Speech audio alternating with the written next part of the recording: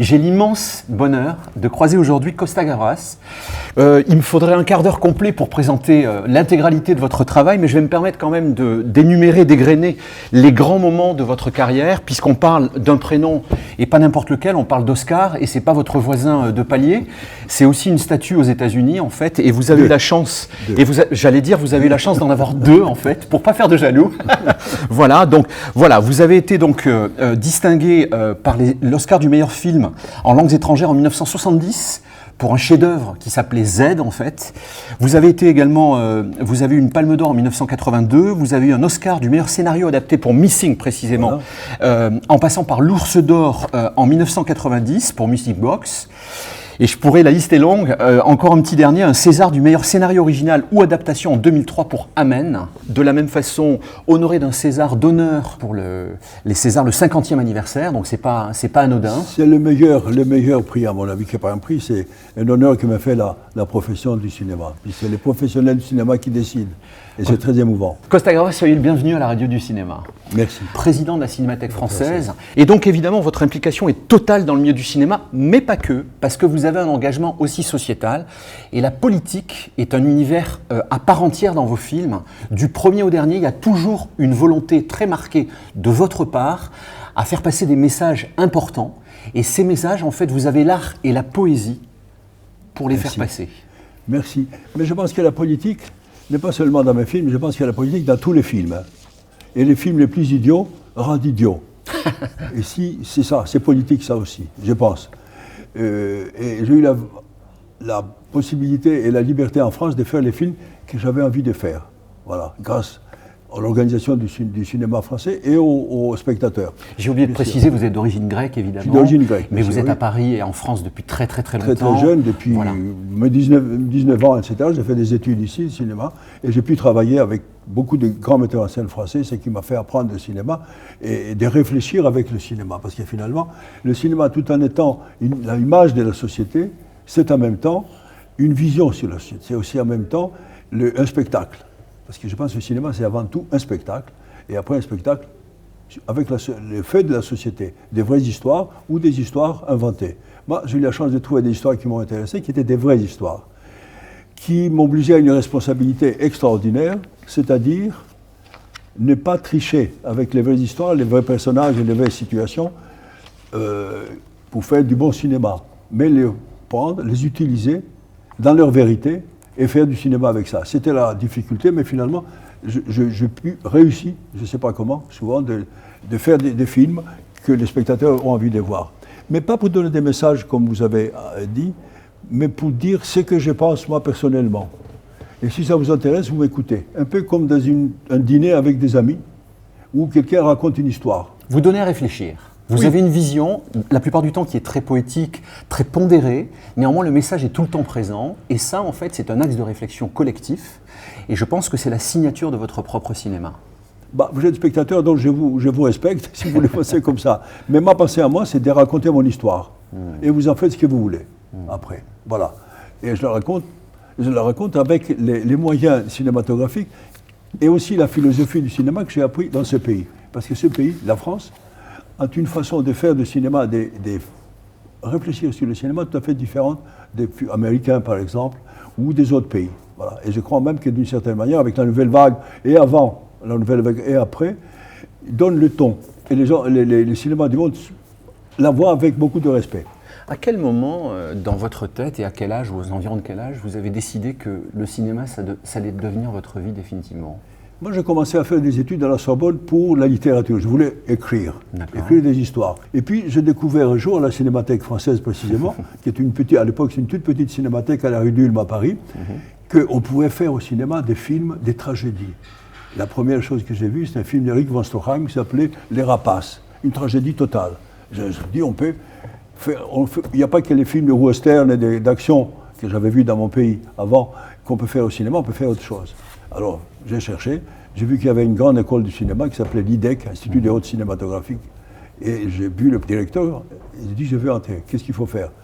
Il me dit, vous ne pouvez pas entrer sur l'examen, avec l'examen parce que c'est très difficile pour vous, vu que votre français, etc., vous n'avez pas fait des études françaises, mais on va vous prendre sur une déclaration que vous allez faire.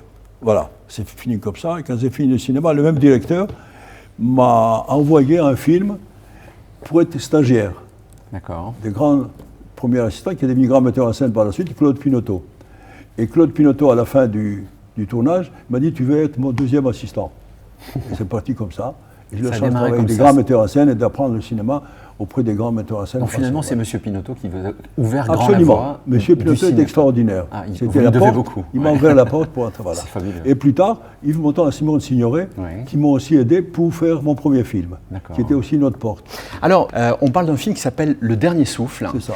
On parle de la mort. Bien sûr. Et de la vie et de la mort. Et voilà, j'allais dire de l'accompagnement de la vie à la mort. Voilà. C'est un sujet qui a fait beaucoup de polémiques dans la société ces dernières années. Et chaque politique s'y est un peu cassé les dents sur ce sujet.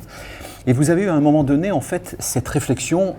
Vous avez dépassé 90 ans aujourd'hui. Comment ça s'est imposé à vous, cette thématique? D'abord, vu l'âge que j'ai. Et que la fin, ça reproche. Voilà.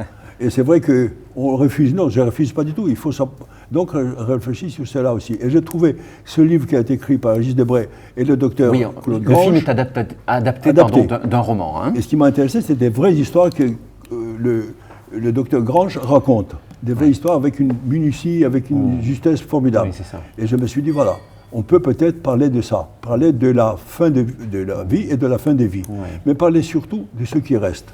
Bien sûr. Et comment ils se comportent, comment ils le vivent, cela. Donc j'ai travaillé beaucoup, j'ai fait un scénario, j'ai proposé à des acteurs, tous, mais certains très célèbres, comme Madame Charlotte Rampling, qui ont accepté pour faire des tout petits rôles même. Tout à fait. Voilà.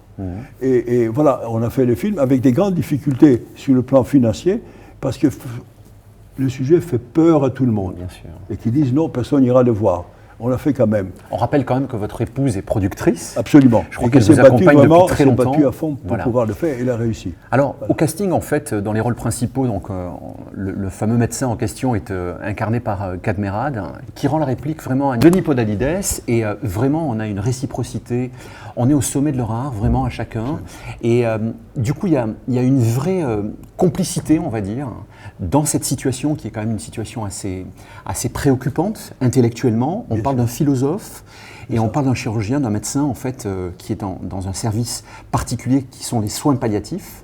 Voilà. Et donc du coup s'installe une relation très amicale, extrêmement complice, où finalement le médecin va demander à Denis Podalides, qui est un philosophe et écrivain, de l'accompagner dans le cadre justement d'accompagnement en fin de vie. Exactement. Pour inspirer un livre. C'est des grands acteurs, tous les deux. La difficulté, c'était avec Cad. D'accord. Mais Cad, parce qu'il a fait des films d'un autre type. Il a fait des comédies. Et quand je lui ai proposé le film, il m'a dit, mais est-ce que je pourrais le faire comme ça? Parce que je lui demandais d'être un docteur sérieux, grave et sympathique et gentil tout le temps. Et je lui dis surtout de ne pas faire des improvisations. Et c'est vrai qu'on a travaillé un peu, et puis il a accepté, et il a fait parfaitement, parce que c'est un grand acteur. En dehors de... Et Denis Podalides, on le sait, c'est à mon avis un des plus grands acteurs que nous avons en France, au théâtre qu'au cinéma. On a une présence et parfois certains silences évoquent tellement... Beaucoup plus. Absolument. Et vous attachez un intérêt tout particulier au son dans ce film. Il y a parfois en fait des sonorités qui apportent de la gravité à la scène, tout en maintenant une certaine douceur. J'ai eu aussi un musicien que j'aime beaucoup, avec qui j'ai déjà travaillé. Je lui ai dit, la musique, ça n'est pas un supplément dans un film, c'est un acteur qui dialogue avec les autres acteurs et aussi avec les situations. Ouais, c'est magnifique. Donc il y a un échange, c'est ça, voilà. Absolument. C'est Armand Amar et c'est une collaboration formidable. Et j'aime m'entourer autant que possible avec des gens avec qui j'ai travaillé, mais souvent aussi avec des gens avec qui je n'ai pas travaillé, mais dont j'admire beaucoup leur travail. Voilà. Par exemple, il y a un rôle qui n'est pas un grand rôle, un tout petit rôle, que j'ai demandé à Madame Charlotte Rampling, grande actrice et grande dame, et elle a accepté. J'étais ravi de faire ces petits rôles qui, à mon avis, donnent un tout petit peu l'ouverture au film, donnent le ton du film aussi. On y aperçoit des personnes qui travaillent habituellement plutôt dans le petit écran. C'est ça. Voilà. Aussi, bien sûr. Monsieur Gavras, j'aimerais savoir, en fait, d'un point de vue plus philosophique, ce que ce film dit de vous. C'est une chose qui me préoccupe et que je me demande comment ça va se passer et comment je dois être. Voilà. Est-ce que je finirai dans une sorte de paix et de tranquillité, ou dans le drame, comme j'ai vécu quelques-uns, par exemple, un proche qui, quand il m'a vu arriver près de lui à l'hôpital, il m'a dit « Ne me laisse pas partir, ne me laisse pas partir ». Il disait la même chose au docteur. Et on savait tous qu'il allait partir. C'était inévitable. Donc, c'est une sorte de situation terrible pour lui et puis pour tous les autres. Je pense que, personnellement, qu'il faut penser à cela. Il faut même se préparer d'une certaine manière. J'ai une petite scène où quelqu'un ne prépare pas l'avenir de ce qu'il va laisser derrière lui. L'héritage, par exemple. Il faut que tout soit net sur ce plan-là, mais sur le plan personnel aussi. Voilà. Vous avez dit dans une interview, en fait, que la mort était une injustice. C'est votre cœur qui parle ou... Oui, c'est une injustice parce qu'on vit là, on vit ici, il y a le soleil, il y a des belles choses, il y a des belles femmes, il y a des beaux garçons aussi, tout ce qu'on aime, et que finalement, un jour, on vous arrête tout ça. Ouais. Ah ben, c'est une injustice. Mais de l'autre côté, c'est aussi une justice, parce qu'on laisse la place pour les autres. Parce que si on vivait éternellement comme le veulent certains, il n'y aura plus de place pour tout le monde. Et ce sera votre cas à travers tous les films que vous allez laisser en héritage au cinéma français. Il y a une petite tradition avant qu'on soit obligé malheureusement de s'arrêter. À la radio du cinéma, je vais vous demander en fait de me citer votre film préféré. Je sais que vous en avez un. Votre musique de film préférée et votre réplique préférée. Écoutez, mon film préféré pour moi, c'est le film qui a eu des grandes difficultés de se faire.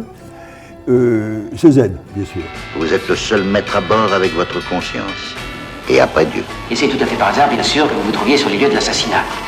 Vous avez dit assassinat. J'écris assassinat, monsieur le juge. Le dictateur, un formidable film. Bon. Voilà. Donnez-moi un compositeur, une musique que vous aimez particulièrement. Mikis Theodorakis, qui est grec, et qu'il a fait la musique de mon film, de deux ou trois films français, et que c'est un grand musicien, à mon avis. Voilà. Et votre réplique préférée alors, monsieur Gavras? Je l'ai appris en Amérique. C'est Do Next Film. Voilà. Bon, je vous remercie infiniment pour cet échange, c'était un immense bonheur. Et puis, longue vie à votre projet de nouveaux films. Merci beaucoup. J'en prépare un.